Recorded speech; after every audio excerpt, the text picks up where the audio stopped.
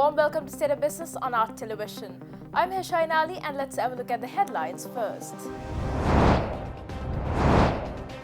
Central Bank reduces the bank rate as another measure to secure the economy amidst coronavirus crisis. Limit the commemoration of the first anniversary of the Easter Sunday terror attacks to homes, requests the Archbishop of Colombo. News in detail. Health Ministry informs that 68 patients have recovered from the coronavirus infection so far. Thus, 5 patients have completely recovered and discharged within the day. Director General of Health Services Dr. Anil Jasinghe said that Sri Lanka has reported no new COVID-19 positive cases as of 5 p.m. this evening. Therefore, the total number of coronavirus patients found in Sri Lanka remains at 238. Thereby, there are 163 active cases in Sri Lanka along with 7 fatalities from the novel coronavirus. Meanwhile, curfew in 19 districts was temporarily relaxed at 6 a.m. this morning and was reimposed at 4 p.m. in the evening. Curfew in these areas will be effective until 6 a.m. on next Monday. But the curfew currently in force in Colombo, Gampaha, Kalutara, Putlam, Kandy and Jaffna districts, which have been identified as high-risk zones, will continue until further notice. Subsequently, the total number of curfew violators within the country has surpassed 29,100 and nearly 8,000 vehicles are being taken into custody. On the other hand, Army Command Lieutenant General Shavendra Silva said that Nagalagam Street in Grand Pass area was isolated as some of the identified COVID-19 positive individuals had visited the area recently. Army Commander, who is also the Chief of the National Operations Center to combat the COVID-19 outbreak, also said that over 3,700 individuals have been quarantined by the Triforces by today and only 1,631 persons are being quarantined at present. He also said that only 22 individuals were released today after completing the quarantine period successfully. Thus, Bursa Quarantine Center today released 11 inmates after the completion of the quarantine process. The quarantine certificate that authenticates the successful completion of quarantine process was handed over to them by Sri Lanka Navy. 68 people have left the Bursa Quarantine Center till date after completing the quarantine process and 31 Sri Lankans are currently undergoing their quarantine process at this quarantine center. Central Bank of Sri Lanka announced that it has decided to adjust its bank rate or the emergency funding rate for commercial banks by an effective 500 basis points with effect from today to readjust it with the reduction in key rates since last May. The Monetary Board of the Central Bank of Sri Lanka at its meeting held yesterday, having observed the cumulative reduction of the key policy interest rates of the central bank, namely the standing deposit facility rate and standing lending facility rate, by 200 basis points each since 31st May this year, has decided to allow the bank rate to automatically adjust in line with the SLFR with a margin of 300 plus basis points. Thus, with effect from today, the bank rate, which is an administratively determined rate that could be used in periods of emergency, has been effectively reduced by 500 basis points from 15% to 10%.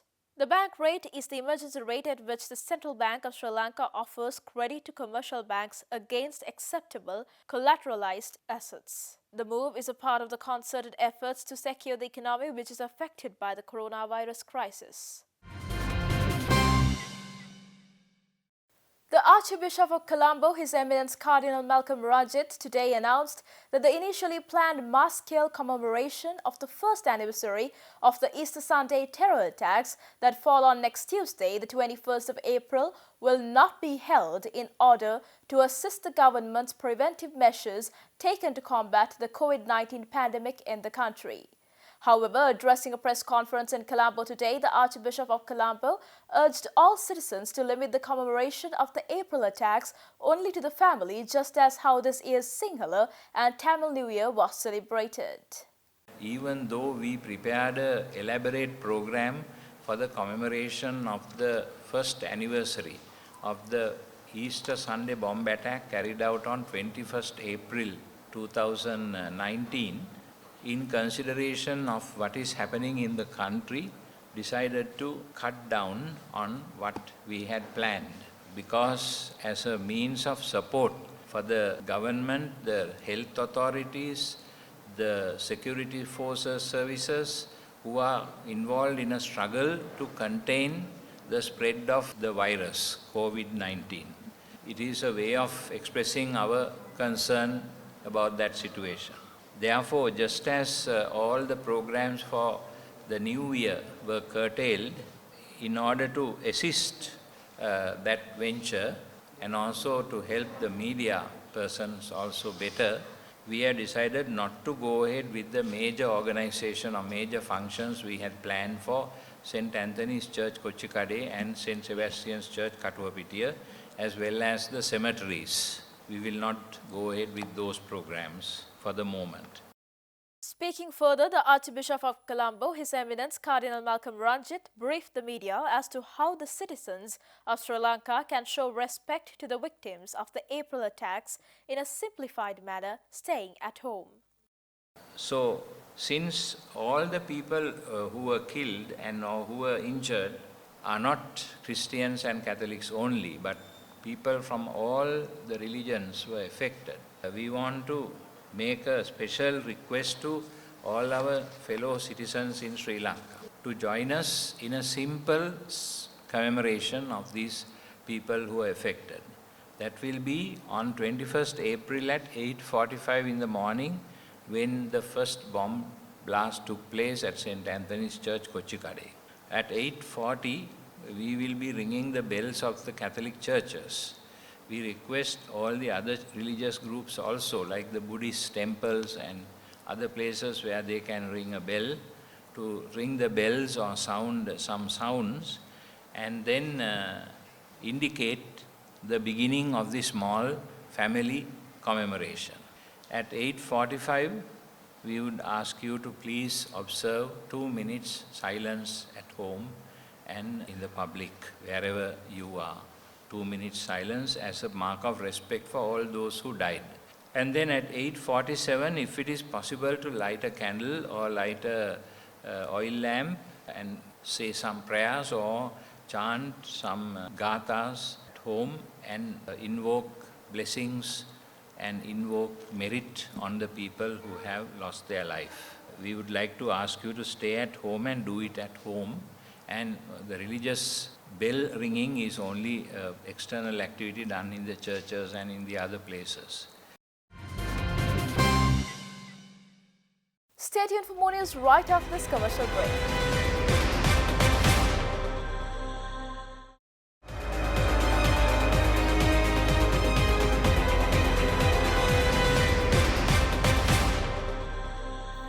Welcome back after the break. The Arthur C. Clarke Institute informed that a shower of meteors would be visible in Sri Lankan sky from midnight today. Research scientist of Arthur C. Clarke Institute, Janaka Adasuria, explained on the meteor shower in detail, speaking exclusively to Art Television. We would like to inform that there is a meteorite shower is experiencing today onwards. This meteorite shower is called Lyrids meteorite shower, and this is going to happen from 16th, that means from tonight onwards, up to 25th April. The peak of the meteorite shower will experience on 21st and 22nd April. So the peak hours, that means the number of meteorite shower per hour, is going to be maximized on 21st and 22nd April. But tonight onwards, you can see some of the meteorites just coming from the direction of north. Minister of Industrial Export, Investment Promotion and Civil Aviation, Prasanna Ranatunga, says that there is no reason to postpone the general election as the authorities in the health sector are taking correct measures to tackle the COVID-19 outbreak. Civil Aviation Minister Prasanna Ranatunga made these remarks at the Bandaranaike International Airport this morning.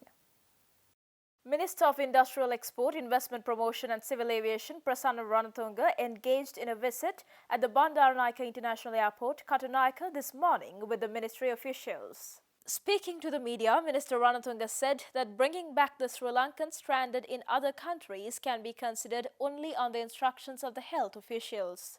He also said that closing down of the airport immensely assisted them to control the spread of the virus. He also added that opening of the airport should be done soon, but they have to wait for the approval from the health sector. He asserted that everyone who arrives in the country after the opening of the airport will be tested for coronavirus at the airport as instructed by the health officials. Minister Prasanna Ranatunga also commented over the general election and said that the government has no any hurry for an election, but at the same time, they don't see any proper reason to postpone the election as the health authorities are taking correct measures to tackle the outbreak of the disease.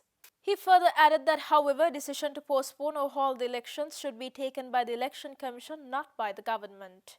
Ranatunga also added that they are ready for an election at any time as they commenced to work for it almost 4 years ago. The total balance of the COVID-19 Healthcare and Social Security Fund established by the President Gotabaya Rajapaksa has reached to 655 million rupees with rising contributions from organizations, individuals and civil society groups. Meanwhile, the Management Committee of the COVID-19 Healthcare and Social Security Fund met at the Presidential Secretariat yesterday to discuss the future activities related to the measures to be taken to meet the expectations by establishing this fund by the President. The Management Committee of the COVID-19 Healthcare and Social Security Fund, headed by the Governor of the Central Bank of Sri Lanka, Professor W.D. Lakshman, met at the Presidential Secretariat yesterday. Provision of medicine, medical research equipment, providing financial needs for health security facilities, including capacity building, ensuring the safety and well-being of employees of the health sector and essential service providers, and provision of basic needs of children, women, low-income families, senior citizens, disabled persons, and other vulnerable groups are among the main objectives of the fund. The fund is also tasked with the responsibility of coordination with the WHO, UNICEF, UNDP, the World Bank, Asian Development Bank, and major development donor communities and agencies of Sri Lanka to raise funds.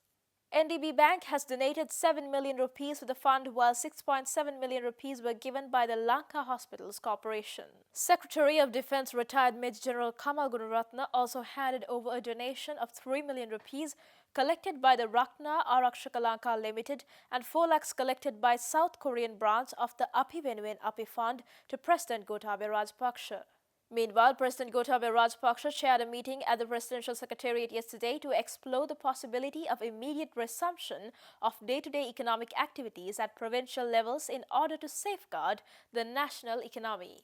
President instructed the provincial directors of health to make necessary recommendations required to maintain normal activities in the industrial, agricultural and business sectors through the Director General of Health.